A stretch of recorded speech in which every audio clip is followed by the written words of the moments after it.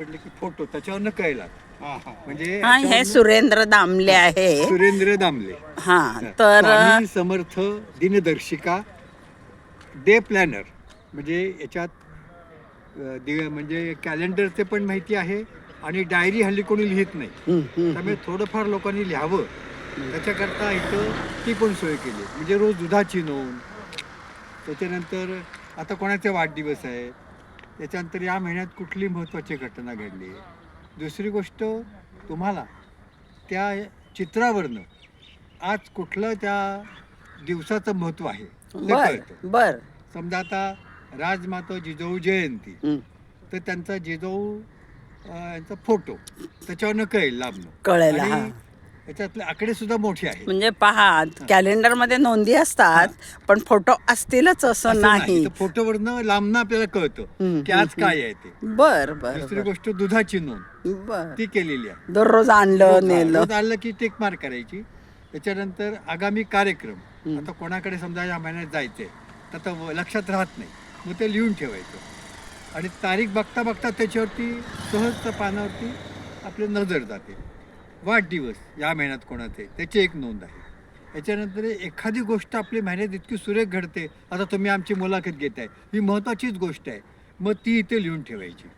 म्हणजे वर्षाच्या शेवटी आपल्या काय महत्त्वाच्या गोष्टी आहेत याच्यावरनं काय. आपलं वय किती काका? आता कालच माझा वाढदिवस होता. वा, 77 पूर्ण शुभेच्छा. 78 पहिले लागले. वाढदिवसाच्या तुम्हाला आम्ही शुभेच्छा देतो 77 आणि 78 आशीर्वाद लागले. घेतो. काल हे सुरेंद्र दामले साहेब, सुरेंद्र दामले साहेब नका म्हणू, यांच्याबद्दल आपण मागे परिचय यांचा पाहिलेला आहे. मोफत वाचनालय ते पूर्वी चालवत होते. कालच त्यांचा वाढदिवस झाला, त्याबद्दलही आम्ही आज त्यांना शुभेच्छा देण्यासाठी इथं गांधी भवनच्या या निसर्गरम्य प्रदेशात आलेलो आहोत.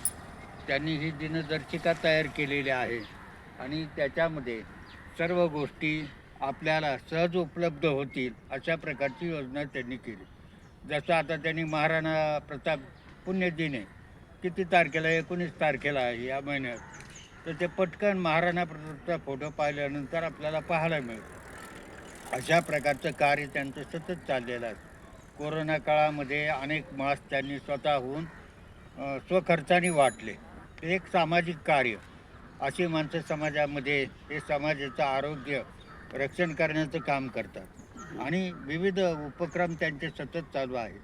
आत्ता 75 पूर्ण, किती पूर्ण, 77 पूर्ण 78 लागले. 77 पूर्ण 78 सुरू झालं आणि माझं 77 चालू आहे. म्हणजे माझंही थोड्या दिवसात 78 चालू होईल. तेव्हा आपण समवयस्कर आपण या वयामध्ये सक्रिय राहणं हे महत्त्वाचं आहे. बरोबर.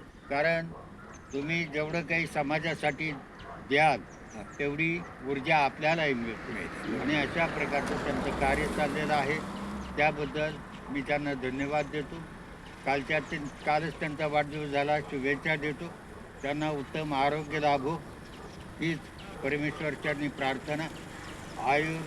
आरोग्य या दोन्ही गोष्टी महत्त्वाच्या आहेत आणि आरोग्य मिळालं तरच आयुष्यात अर्थ असतो. आज साहेबांना आत्तापर्यंत खूप चांगलं आरोग्य मिळालेलं आहे, असंच पुढे मिळत जावं ही ईश्वरचरणी प्रार्थना. पहिली गोष्ट, माझी ही जी दिनदर्शिका आहे ही ऐच्छिक आहे. म्हणजे आम्ही असं म्हणत नाही आम्हाला एवढंच द्या. याचं मागे काय, कारण जाहिरातीमार्फत मला याचे पैसे पुरेपूर वसूल झालेले आहेत. पण आता ही 4 ठिकाणी जायला पाहिजे म्हणून मी काय करतो, लोकांना ती देतो. आता परवा मी स्वामी समर्थ मंदिर मंडई तिथे उभं राहिलो होतो, तिथे माझी 350 कॅलेंडर हातोहात लोकांनी घेतली. धन्यवाद, आभार.